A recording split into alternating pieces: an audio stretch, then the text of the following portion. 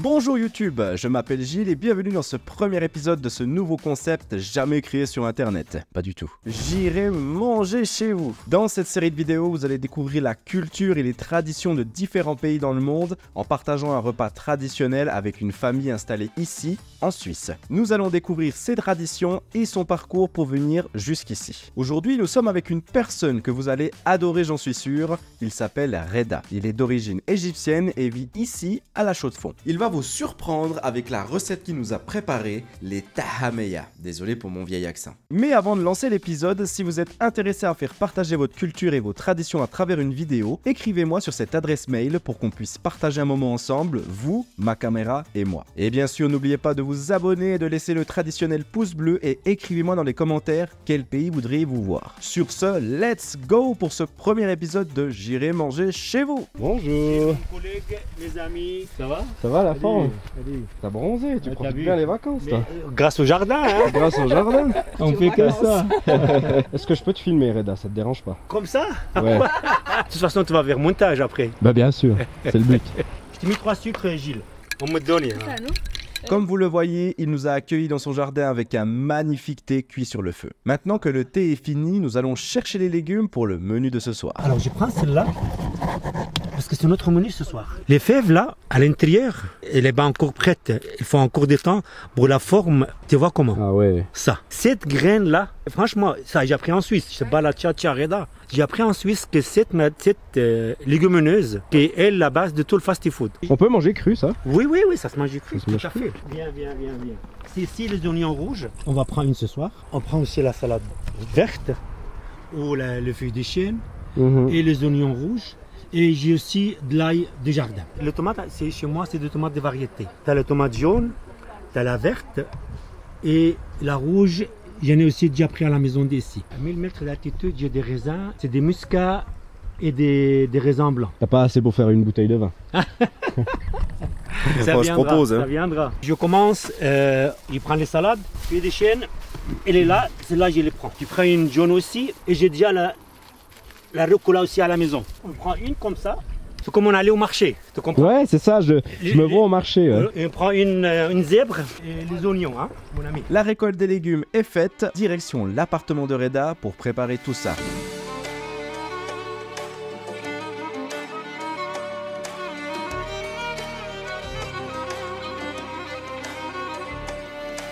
T'as vu Gilles, je vais te juste montrer. C'est comme le croissant mais en galette. Ah ouais. Typique égyptien.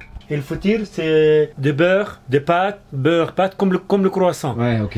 Puis il fait galette, un sur l'autre, très très fin, puis le cuire au four. Et à la fin, un petit morceau de beurre par-dessous, parce que tellement pauvre. Hein. Ok, ouais. T'as fait maison ça? Non, ça c'est moi j'ai reçu de l'Égypte. La salade chez nous, il y a de concombre, tomates et salade verte là-dedans. C'est la base que tu mets dans les sandwichs. Ouais, voilà. Voilà les tameya, la star. La star, elle est là. Alors la star, comme je te montrais Gilles, la base elle est là. Ok, ouais. C'est de ça avec des herbes et d'assaisonnement, sans la peau. D'accord, ouais. Et celui-là, c'est avec la peau, que j'ai déjà servi à table. Et tomates, oignons et le bouillon pour les cuire ensemble. Par contre, ici, ça c'est tremper, mixer et mettre oignons, ail, coriandre, persil, ciboulette. Tu peux goûter comme ça si tu veux. On peut le manger cru. Donc les on va dire falafel. Tameya. Tameya. Tameya, c'est Ok. le nom égyptien. Falafel, c'est le nom international. Voilà. Mais ils mettent des pois chiches dans le falafel. Voilà. Les pois chiches, vraiment, ça fait dur après. Ça fait dur, Ça, ouais. c'est seulement des fèves. Ouais. J'ai pas mis des œufs, rien du tout là-dedans. Hein. Ouais, bien sûr. C'est vraiment végétal. Je vais faire comme ça, voilà. C'est tout simple. Tu peux faire ronde, hein. Pas forcément faire Ouais, bien quenelle. Tu peux faire comme tu veux. Je touche ici ouais. et puis je le descends là. Et ça, c'est quoi? C'est un petit mélange d'herbes, D'herbes, mais surtout coriandre. coriandre, il y a des herbes là-dedans, romarin, thym. Ici. Mais c'est typique ça aussi, tu demandes un nature ou un aux herbes et un au sésame. Et c'est quoi le meilleur? Moi je préfère toujours aux herbes. Aux herbes, ouais. Maintenant que le repas est prêt, il ne serait pas l'heure d'aller manger tout ça et d'en savoir un petit peu plus sur Reda? Oui, désolé d'avance si je vous ai donné faim. Mais écoute Gilles, merci à toi Reda.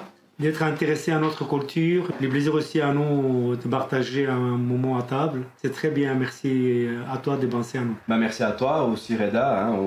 C'est le tout premier épisode et ça me fait vraiment plaisir d'avoir une personne comme toi, sachant que voilà, vous n'êtes pas obligé de le savoir, mais voilà, on se connaît. Voilà, c'était une personne avec qui j'avais vraiment envie de partager quelque chose, un moment, un instant, et pouvoir retranscrire cette émotion, ce partage.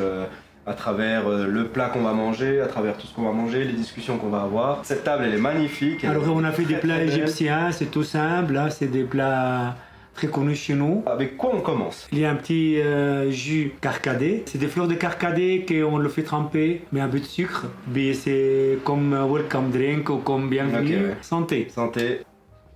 Ça, c'est très très bon. Tu m'as dit justement avant que c'était très bon pour les artères, oui, tout à la fait. pression. De la pression, Donc oui. c'est pas simplement une boisson rafraîchissante. C'est très très bon. Franchement, je vous conseille. Et en même temps, ça ouvre l'appétit un peu. Parce que voilà. Alors, nos plats aujourd'hui, c'est les foules, la famille légumineuse égyptienne. On parlait beaucoup dans les falafel ou tamia. J'ai les traités à deux façons, soit les fèves entiers et les fèves sans la peau. Les fèves entiers, c'est façon de cuire, si je veux dire comme ça, par le mot professionnel, braisage. Et après, sans la peau, c'est avec des herbes et d'oignons, de coriandre, un gousse d'ail. Et on a fait une pâte. Et la pâte, on la frire, soit de façon manière nature, sans rien, soit avec des sésames, ou soit avec des assaisonnements des herbes comme le coriandre et des autres herbes. Et tout ça se marie bien ensemble avec une jolie salade, concombre, tomate, salade verte. Et puis on a fait un sauce aussi, sauce yogourt et sauce tahina qu'on met là-dedans. C'est-à-dire avec les bains égyptiens, elles font comme ça. Bien sûr, à l'époque, on mangeait beaucoup avec la main. Et ces plats-là, c'était vraiment la racine de tout fast-food, style McDonald's ou tacos.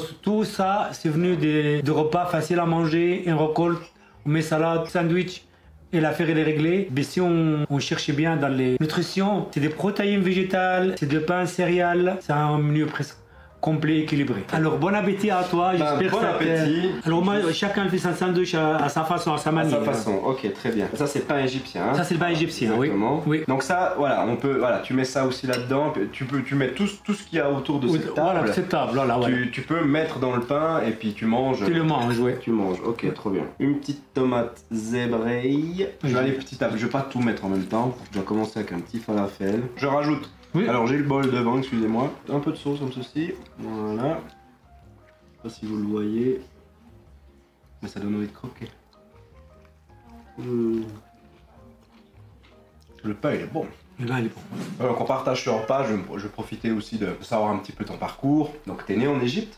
Tout à fait, oui. T'es né en Égypte, t'as grandi aussi en Égypte? Et je viens des familles, on habite tout le temps au Caire, au capital. J'ai fait toutes mes études en Égypte, l'école comme tout le monde, obligatoire. Jusqu'au lycée, j'en ai fait le lycée en Égypte aussi, mais j'avais envie de travailler dans le tourisme, dans les choses comme ça, parce que mon pays quand même il est riche en visite de tourisme chez nous. Et j'ai fait l'école hôtelière en Égypte, l'autre école de management hôtellerie tourisme, voilà exactement. Et j'en ai fait cela pendant 4 ans, et après, pendant ça, j'en ai fait moi aussi mon service militaire. C'est obligatoire en Égypte? C'est obligatoire chez nous, on est pour tout le monde, sauf il y a les cas spéciaux, qui est un garçon unique pour une famille, ou garçon il a un souci de santé. C'est que les hommes? Et les hommes, les femmes, ils le font, mais dans le social, ou pas. Ils sont libres. J'ai fini mon service militaire et je travaillais j'ai présenté dans les hôtels qui s'appellent Ramada, et ça a démarré là, exactement en 1982. Mon branche préférée, et j'ai fait le tout de bourg, c'est la réception. Check-in, check-out, connaître le pays, pour les guider à certains lieux pour visiter. Quand j'ai présenté au Ramada, je travaillais dans les services. Et j'ai tout de suite apprécié, j'arrivais jusqu'à le responsable de plusieurs restaurants. Dans cet hôtel-là. Et après cet hôtel-là, ça a changé de nom. Ils étaient achetés par Métropole, la chaîne Métropole, et c'est au Blanc Capital. Et l'hôtel, ça existe jusqu'à aujourd'hui, sauf la chaîne, ça a changé de nom, ça s'appelle L'Obaro. Et là, c'est parti pour les connaissances et intéressés pour la cuisine. Mais la cuisine, pratiquer et faire, c'est complètement en Suisse. Quand tu arrives à certains stades, tu dois chercher, acheter des livres, voir des connaissances. Il n'y avait pas encore l'internet, mais j'ai acheté beaucoup de livres. J'allais à Lyoni, pour chez moi, où j'étais avant, pour chercher qu'est-ce que ça veut dire salade russe, pourquoi on coupe des carrés et d'autres. Donner des leçons, transfert tout ça à mes collègues et mes staffs. Alors là, on s'est refait des petits sandwichs, un petit peu comme la même chose. J'ai juste mis, maintenant que vous voyez à l'image, j'ai mis cet aliment qui est tout simplement de l'aubergine. Avec c'est quoi dans la petite masse qu'il y a dans l'aubergine? Poivron, tomate, vinaigre, huile d'olive, citron. Délicieux. Ça va être le mouvement de la chaîne. Du coup, pour revenir un peu à ton histoire, à ton parcours, est-ce que tu as voulu partir de l'Égypte? C'est peut-être même la chaîne d'hôtels qui t'a ramené ici, je sais pas trop. Est-ce que tu arrives en Suisse en premier? Est-ce que tu as fait d'autres pays avant de venir en Suisse? Pour revenir en Suisse, j'ai eu de la chance. Les chaînes où je travaillais avant, Métropole, ils ont proposé d'aller à Londres pour faire un stage pendant 1 année. Et à ces moments-là, j'étais pas tout à fait favori de sortir d'Égypte. Pendant que je travaillais dans cet hôtel, Bien sûr, on fait des mariages, on fait des banquets, des séminaires, des congrès, tout le temps. Et j'ai eu un client, homme d'affaires, qui était en Égypte. Un monsieur tout simple, avec t-shirt, short. Et puis il m'a dit, j'aimerais bien vous parler hors le travail. Je dis, j'ai pas le droit. Alors il est venu dans mon bureau, puis il m'a dit, voilà, je m'appelle tel et tel, j'ai train de faire un hôtel au bord de la mer Rouge. C'était le premier hôtel. Et aujourd'hui, ce sont 14 hôtels. Cette chaîne. Au côté Reda, on veut bien faire l'école hôtelière, mais ça, cette fois, c'est privé. J'ai dit, il n'y a pas de souci, mais qu'est-ce qu'il faut? Il m'a dit, moi, j'ai une proposition. Est-ce que vous êtes déjà allé en Suisse? Je dis, jamais. Je n'ai jamais sorti l'Égypte. Est-ce que vous parlez l'anglais? Je dis, l'anglais, oui. Normalement, on travaille dans l'hôtellerie. En Égypte, on est obligé d'avoir une option anglais parfait. Alors, pendant une période de vacances, une semaine, et je suis venu en Suisse. Il m'a présenté au directeur de l'école hôtelière Tête d'Iran, ici à la ville des Alpes. Ah ouais, ok. Ouais, c'est vrai. J'ai inscrit à l'école hôtelière ici des BSc en Suisse. J'ai payé l'inscription et je me suis envoyé mon lettre de licenciement à l'hôtel où je travaillais, des BSc en Suisse à Tête d'Iran, la chambre 102. Et j'ai fait l'école hôtelière là-dedans 3 ans. On était 32 élèves. Il y avait 0 Suisse. Il y avait beaucoup de Suédois, de Français, un ou deux d'Inde, un Égyptien comme moi. Et j'ai réussi mon diplôme là-dedans. Et par là, j'étais allé travailler à Montreux, d'abord à l'ESA et après à Montreux Palace. Mais après, j'ai venu à Neuchâtel. Voilà le parcours. La raison, que c'était pour faire l'école hôtelière quand je suis venu de Belgique, mais marque suisse. Tu savais que, on dit toujours, Tout à fait. Suisse quality. Tout à fait. Donc tu avais aussi ce côté derrière ta tête où tu te disais, bah, qualité suisse. Qualité suisse. Oui, l'école hôtelière en Suisse, c'est très connu du monde entier. Voilà, c'est ça. C'est lui qui a un diplôme de l'école hôtelière en Suisse. C'est en référence dans l'hôtellerie. C'est directement manager. Et quand tu es arrivé en Suisse, la première semaine, Premier moment. bah, je pense que ça a été un Impressionnant. Impressionnant. Un dépaysement, ouais. Qu'est-ce qui t'a marqué le plus? Gilles, c'est magnifique question. Alors, j'ai venu le 1er août 1990, dimanche. Ah, purée. T'es arrivé le jour de l'indépendance de la Suisse. Alors, j'arrive dimanche. D'accord, je suis sorti de l'aéroport. Quand même, on n'oublie pas, le Caire, c'est 21 millions. Ouais, c'est ça. Sans les tourismes, sans les étrangers. Mais tu arrives à Genève, Dans un village, ils sont où les gens? Ouais. Qu'est-ce que c'est bon chez nous? D'accord, on vit beaucoup la journée, il y a des bruits, il y a des pollutions, il y a des taxis, l'heure de prière, il y a des sorties de l'école, il y a des cris. Tu arrives ici, chut, calme, silence, s'il vous plaît. Mais après, moi, j'ai voulu manger un peu le soir quelque chose, et il y avait déjà tout fermé. Ah, bah oui. Bah oui. Ouais. Moi, je sortais à 11h à minuit pour manger quelque chose, il n'y a plus rien. Rien du tout. J'avais pas les communications, parce que je parlais que l'anglais, mais je sais pas, est-ce que c'est lui qui est en face de moi, mais il n'avait rien compris. C'est comme quelqu'un débarque maintenant au Japon, mais c'est tout que des Chinois. Bon, oui. Ouais, c'est un peu ça, ouais. La première impression aussi, comment vous mangez la fondue? Parce que la fondue, c'est vrai, aujourd'hui, je peux pas... Tu l'aimes? Empêcher pas manger la fondue, c'est scandaleux. Ouais, scandaleux. Mais à côté arrivé, tu dis, mais c'est scandaleux. Comment vous mangez la fondue? Parce que justement, le premier repas avec ces messieurs hommes d'affaires et les gens avec lui, ils ont pris la fondue. Et puis moi, j'ai dit, mais c'est pas possible. J'allais prendre un steak et puis j'allais manger à l'autre table à côté tellement. Ah ouais, génial. Par contre, la propreté, c'était tout de suite vu. Je dis, mais comment le bus il arrive à 2h28 sur l'arrêt de bus, malgré la circulation? Chez nous, le bus, peut-être il vient en bas de tout le monde.